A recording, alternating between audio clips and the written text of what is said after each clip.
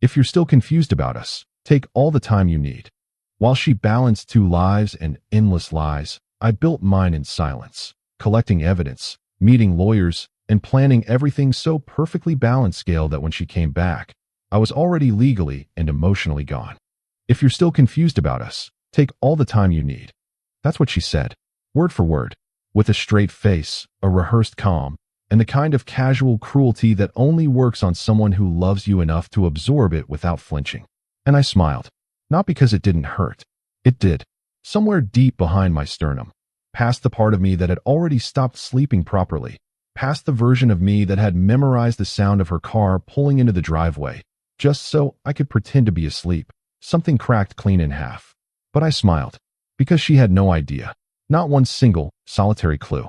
That I had already stopped waiting 3 weeks before that sentence ever left her mouth. What she thought was patience on my end. It was preparation. Let me tell you what was at stake. We had built something together, not just emotionally, but structurally. A shared lease on a 2-bedroom apartment in the kind of neighborhood where people park their bikes outside coffee shops and argue about farmers markets. A joint bank account we'd opened with the intention of saving for a house. A dog, a 3-year-old golden retriever named Biscuit, who slept at the foot of our bed and had absolutely no concept of the war being quietly fought above him every night. And 4 years. 4 years of mornings and arguments and reconciliations and shared playlists and inside jokes and grocery trips and the particular kind of shorthand you develop with someone when you've seen every version of them. Good, bad, exhausted, radiant, petty, generous. For years of that. And she had reduced it, without ceremony, without any real acknowledgement of its weight, to a question of whether she was confused. I didn't realize it then. Not fully. But that sentence, that breezy, almost charitable sentence, was the moment everything changed. Not because it broke me. Because it finished building something in me that had been under quiet construction for months. If you enjoy real stories like this, subscribe, because what happened next changed everything for me. Quick background, because you don't need the long version. I was 31. She, Celeste, was 29. We'd been together 4 years, lived together for 2. That's it. That's all the context you need to understand what comes next. The confusion she mentioned had started, at least, openly, about 2 months before that conversation. Before that, it was underground. Subtle. The kind of thing you notice but convince yourself you're misreading because you trust the person and you don't want to be the insecure one, the paranoid one, the guy who checks his girlfriend's phone and turns a good relationship into a surveillance operation. So I didn't. For a while, I just noticed things. The way she started going to the gym at 7 in the evening instead of 7 in the morning. A change she explained by saying the morning sessions felt too rushed now that her workload had increased. Reasonable.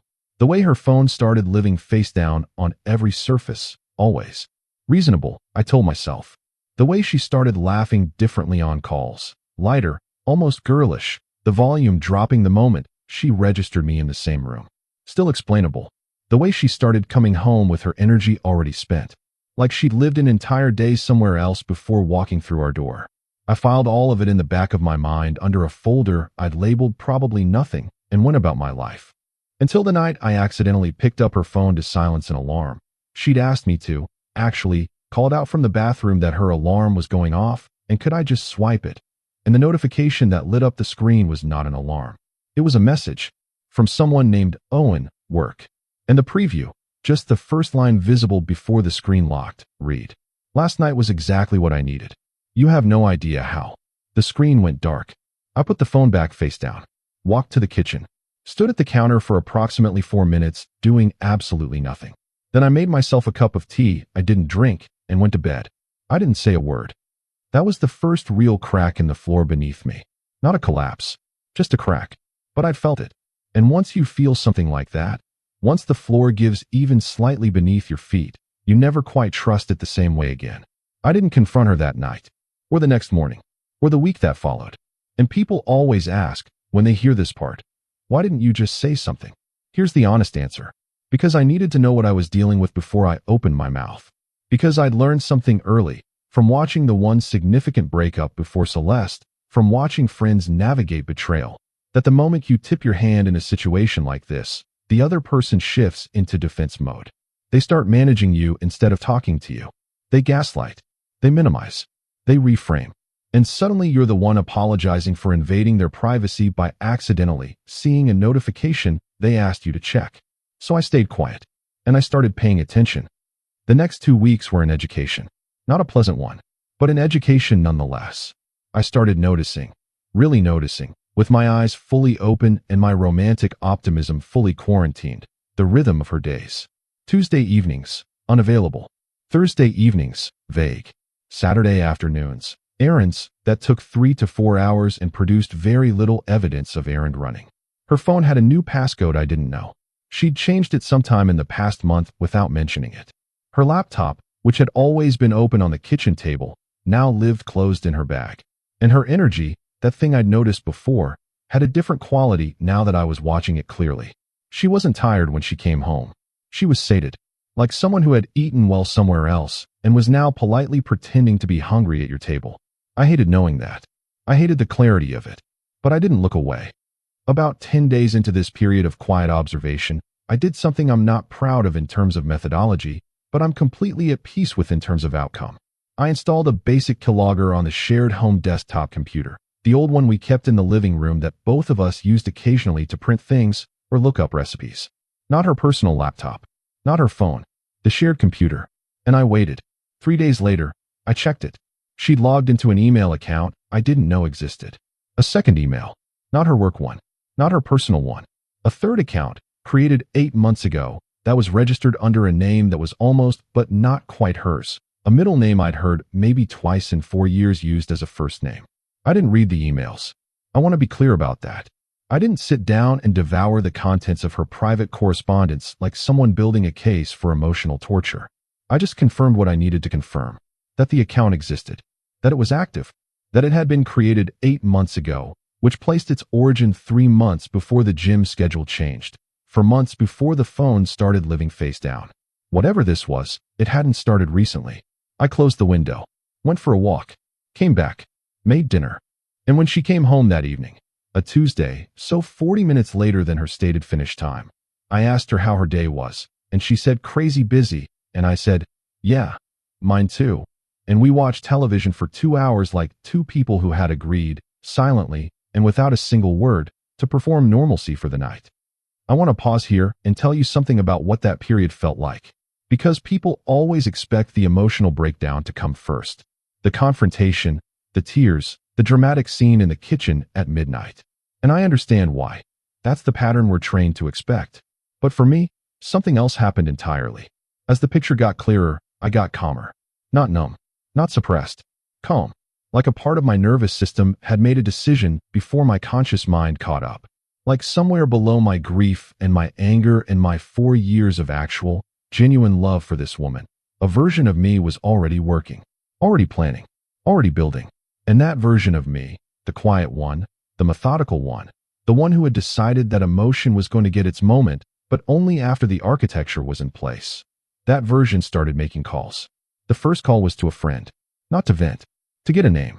My friend Aaron, who'd been through a genuinely brutal divorce 2 years prior, the kind that cost him 3 years and a significant chunk of his savings, gave me the name of his attorney without asking me a single question. He just said, call her. Tell her I sent you. Don't say anything to Celeste until after you've talked to her. I called the attorney the next morning from my car, parked 2 blocks from our apartment. Her name was Ms. Hargrove. She had the voice of someone who had heard every version of this story and was neither impressed nor dismissive. She asked me to outline the situation in broad strokes. I did. She asked me what I wanted from an outcome. I told her. Clarity on what the shared financial entanglements looked like, what my exposure was, and what a clean exit would require. She said, come in Thursday afternoon. I said, I'll be there. And I sat in my car for a moment after hanging up, looking at nothing in particular, feeling the strange double reality of making attorney appointments while also planning to cook pasta for dinner because it was her night to pick the meal and she'd texted that she wanted pasta. I bought the pasta. I made the dinner. I went to the appointment on Thursday. Ms. Hargrove's office was small and precise. Bookshelves that were actually used, a desk with no unnecessary objects on it, a window that looked out onto a parking lot with the kind of honesty you rarely get from a city view. She listened to everything. She asked specific questions about the lease, whose name was on it, what the terms were, about the joint account, how much was in it, what it was being used for, about any shared property, shared debt, shared anything. And when I was done, she leaned back and looked at me with the particular expression of a professional who is about to give you information that is simultaneously useful and painful. You're not in a legally complicated position, she said. You're in an emotionally complicated position. Those are different problems. She walked me through everything. The lease. My name was the primary holder. Hers was secondary.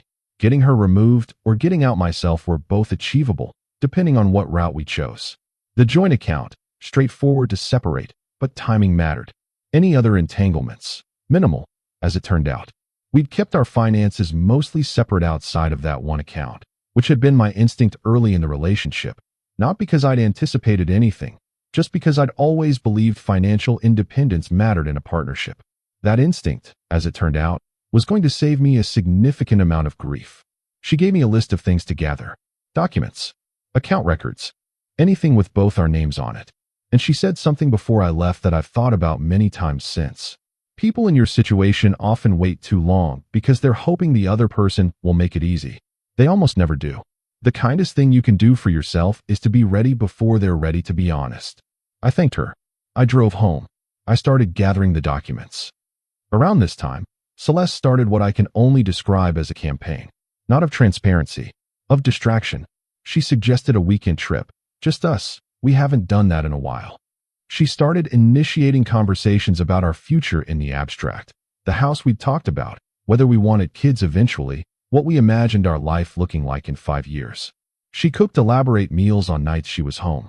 She was attentive in the particular way people get when they are managing guilt and have chosen management over honesty. And I want you to understand this, because it's the part that requires the most honesty. I participated. Not because I was fooled. I was not fooled, but because I was not ready yet. The documents weren't fully gathered. The account situation wasn't fully clarified. I hadn't had my second meeting with Ms. Hargrove, and so I participated in the dinners and the conversations and the weekend trip to a small coastal town in a rented cottage, with Biscuit in the back seat and acoustic music playing and her hand on my arm as we drove, because I had decided that I was going to get this right. Not fast. Right. That weekend was strange. Not terrible. Strange. There were moments. Walking on the beach with Biscuit at sunrise, watching him sprint toward the water and bark at it like it had personally offended him, where I felt the 4 years we'd built together sitting quietly beside me, waiting to be acknowledged. I acknowledged it. I let myself feel it. The grief. The loss. The particular specific weight of loving someone who has already partly left you without telling you they're going. And then I folded it up very carefully and put it somewhere internal and dry and safe. And I kept going. We came back from the trip on a Sunday evening. Monday morning, she was on the phone in the bedroom with the door mostly closed. Not fully closed. Mostly. I heard enough. Not content. Just tone. Low, warm, intimate tone.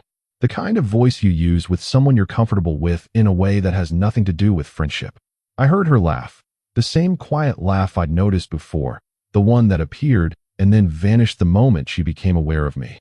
I went to my home office, closed my own door, and sat at my desk for a few minutes. Then I booked a second appointment with Ms. Hargrove. The second meeting was more specific. We mapped out a timeline. What needed to happen, in what order, before I initiated anything. The joint account. I was going to open a personal account, transfer my direct deposit, and then, at the appropriate moment, propose splitting the joint account amicably as part of the larger conversation. The lease. We discussed options. Given that my name was primary, I had more leverage than I'd initially realized, but I didn't want leverage. I wanted clean. She advised me on how to document the situation in case it became relevant later, not in an invasive or illegal way, just in the way that a person who has been living with financial entanglements should document things as a matter of basic self-protection. I asked about Biscuit. She looked at me with a slightly softened version of her professional expression. Do you have documentation that you paid for him, adopted him, took him to vet appointments? I had all of that. I'd paid for him. I'd taken him to every vet appointment. His vet account was in my name. She nodded slowly. Keep that documentation. I did. It was approximately a week after the second meeting that Celeste said something that should have been another warning signal, but by then I was reading signals very differently. We were sitting at the kitchen table. One of the dinners she'd taken to cooking, something with roasted vegetables and a sauce that had clearly required actual effort. and she said, out of nowhere, "Do you ever feel like we've just been going through motions lately?" I looked at her. I took a bite. "What do you mean?" "Like, I don't know. Like we're fine, but maybe fine isn't enough." I set my fork down. I looked at her for a long moment, and I said, with complete sincerity, "I think you should say whatever you need to say, Celeste." She didn't. She looked away, said, "Never mind. Ignore me. It was a weird thought," and changed the subject to something about a colleague's promotion. I picked my fork back up. She had been this close, and she chose not to. I noted it, filed it, kept eating. "I want to tell you about Owen. Not because I'm interested in him as a person. I'm genuinely not, then or now, but because understanding what he was tells you something important about what she was doing. I found out about him not through surveillance or detective work or anything dramatic. I found out through her own carelessness, which tends to be how these things ultimately surface regardless of how careful someone thinks they're being. She left her personal laptop open one afternoon, a Thursday, which was one of her vague evenings, and walked out of the apartment to take a call. I walked past the laptop. I wasn't looking, but I saw an open browser tab, a social media profile, his profile, with a photo she'd clearly taken of him. Candid, the kind of photo you take of someone when you're comfortable enough with them to capture them off guard, uploaded to her private account. Tagged with a location, a restaurant, in our neighborhood, a restaurant we'd been to together, Celeste and I, on our second anniversary. I stood there for approximately 3 seconds. Then I walked to my office, sat down, and began to understand the full shape of what I was dealing with. Owen was real. Owen was local. Owen had been photographed at our anniversary restaurant by my girlfriend. And the timestamp on that photo was from 6 months ago. 6 months. Not weeks. Not months, plural, but recent. 6 months ago, she had been sitting across from this man at a restaurant I associated with one of the better nights of our relationship, and she had taken his photo, and she had kept it, and she had apparently continued seeing him, and she had never said a single word. I closed my eyes, took a breath, and then I went back to work, because there was nothing left to do with that information except let it harden into resolve. 3 weeks. That's how long I spent in this phase, gathering, meeting, planning, preparing, before she finally said the words that opened this story. 3 weeks of parallel realities. Her reality, a woman navigating something she didn't know how to handle, probably telling herself the timing was never right, probably convincing herself that not saying anything was somehow more merciful than honesty. My reality, a man quietly and methodically building the architecture of an exit. New personal bank account, open, direct deposit, redirected, joint account, documented, and I'd begun the process of understanding exactly how to propose its clean dissolution. Lease. I'd spoken to the landlord, not about termination, just to clarify options, framing it as a hypothetical about subletting. Biscuit's paperwork, organized in a folder. Ms. Hargrove, updated, aligned, on standby. And emotionally, I want to be honest about this. I had done the work. Not perfectly. I'm not a machine. There were nights I lay awake and felt the full, unmedicated weight of losing something I genuinely loved. Nights where I thought about the version of us that had existed before whatever this was had started. The early version, the first winter version, the version where she'd laughed so hard at something stupid I said that she'd knocked her coffee across the table and spent 10 minutes apologizing while laughing. I let myself miss that. I let myself grieve it. Because grief is not weakness.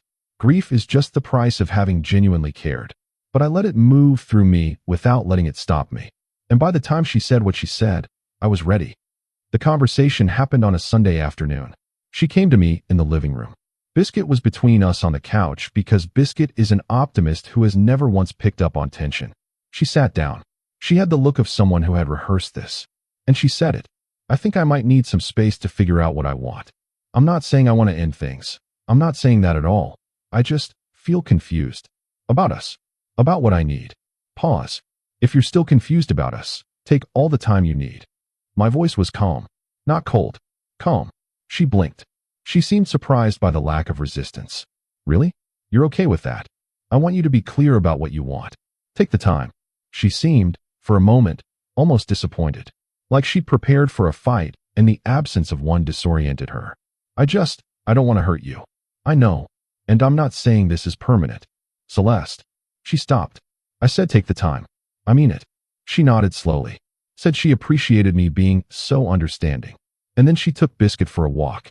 And the moment the door closed behind her, I picked up my phone and texted Miss Hargrove, ready to move forward. What happened over the next 3 weeks moved faster than I expected, and also exactly as planned, which is not a contradiction. It just means that preparation is its own form of momentum. The conversation with the joint account came first. I sat down with Celeste 2 days after the confused conversation and laid it out cleanly. I think while we're figuring things out, it makes sense to separate the joint account. I'll put together a fair split, half and half, clean, no argument. She looked genuinely thrown. That seems very official. It's practical. We're both adults. It makes sense regardless of what happens between us. She agreed. Slowly, but she agreed. The account was split within a week. The lease conversation came next. I'd spoken again to the landlord. I proposed, to Celeste, that given the uncertainty, it made sense to discuss the apartment. I offered her a genuine choice. I could take over the lease in my name alone, with her removed, or we could discuss her taking it over if she preferred. She took a few days with this. During those few days, I discovered, through the mutual friend of a mutual friend, in the specific small world way these things tend to leak, that Owen had recently relocated. He'd taken a position in another city, about 4 hours away. I sat with that information quietly. I didn't bring it up to Celeste, but I noted it, because it told me something important about the architecture of the thing she'd built. Whatever she'd had with Owen was about to become logistically complicated for her, and she had released me into confusion time, perhaps because some part of her was also preparing for something. People often act like their choices have no logic, no pattern. They almost always do. The lease conversation resolved in my favor without drama. She decided she wanted to find her own place. She framed it as a fresh start for both of us, which I received with the same calm I'd been deploying throughout. She started looking at apartments.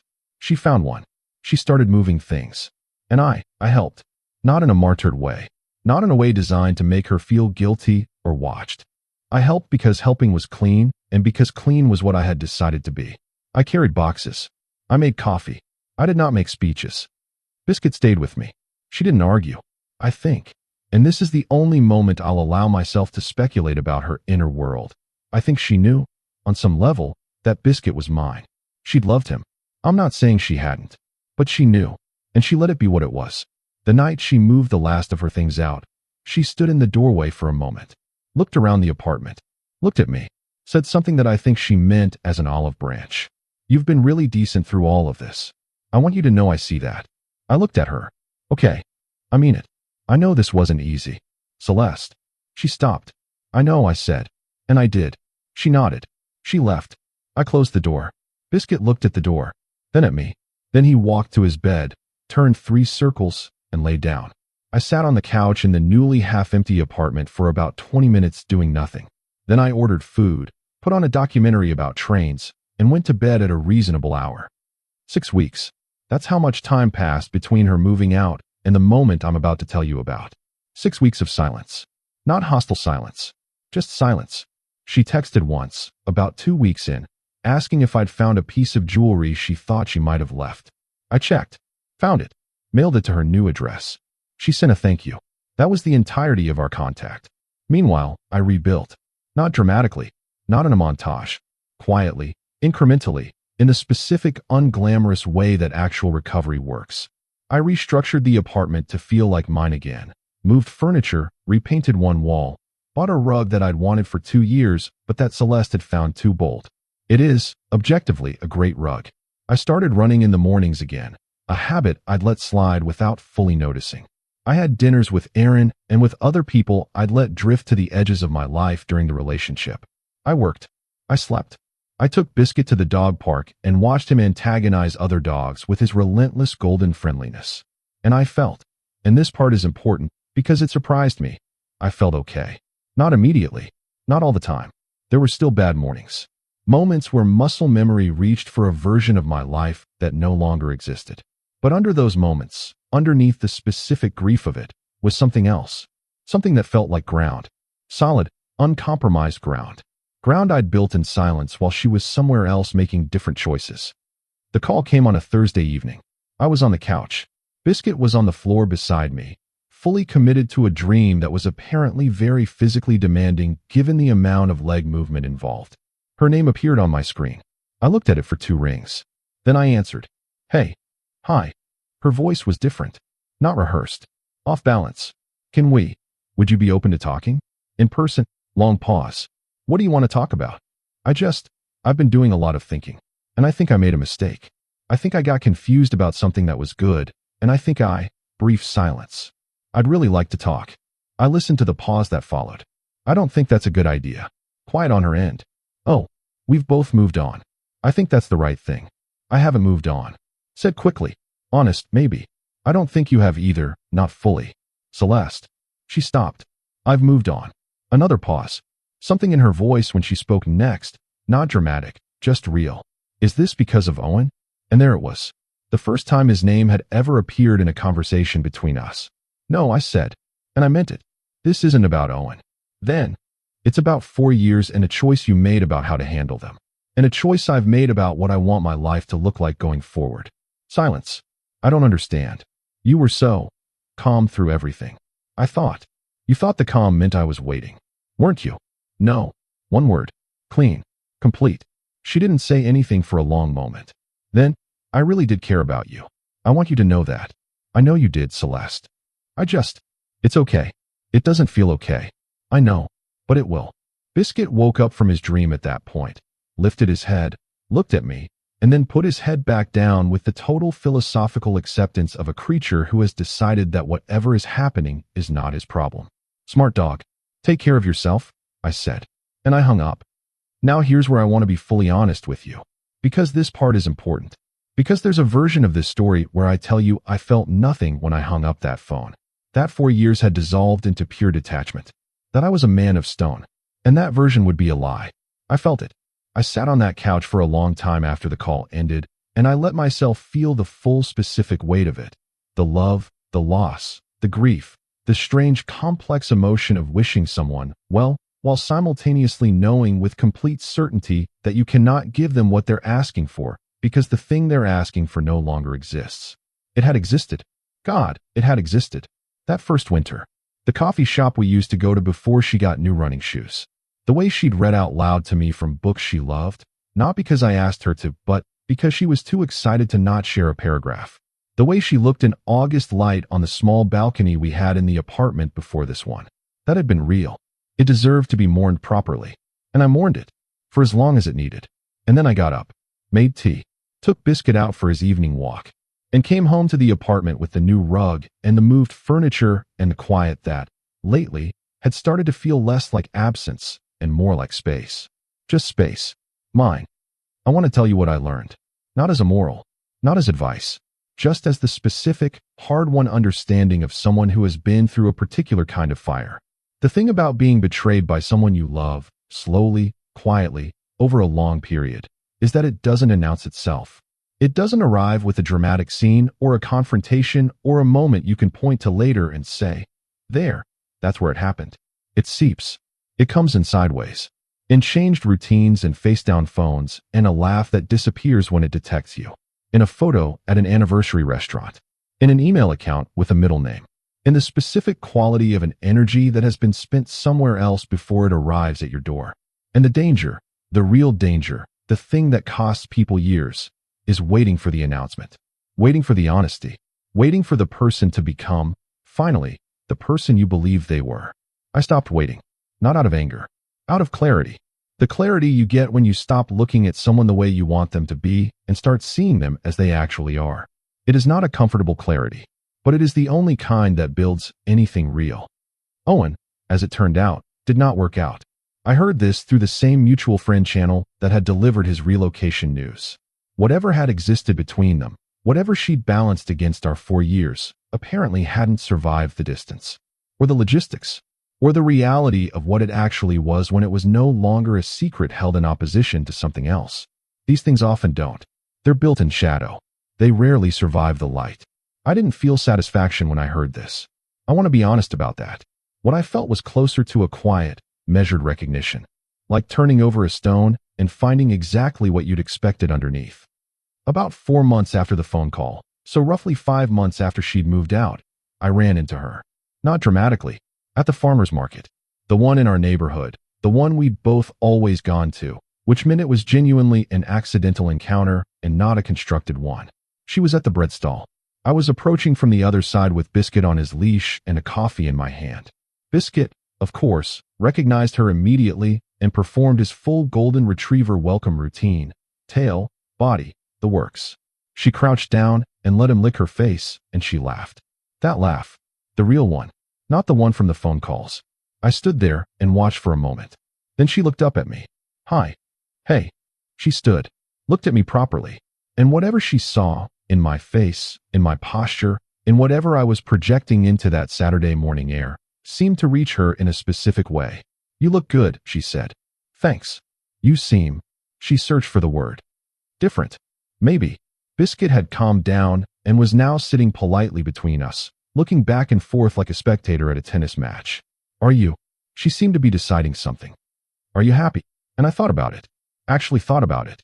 The apartment. The rug. The morning runs. The dinners with Aaron. The particular quiet that had slowly become something I looked forward to rather than something I endured. The solid ground beneath my feet. Yeah, I said. I think I am. She nodded. And the look on her face was not one I can easily name. Not devastation.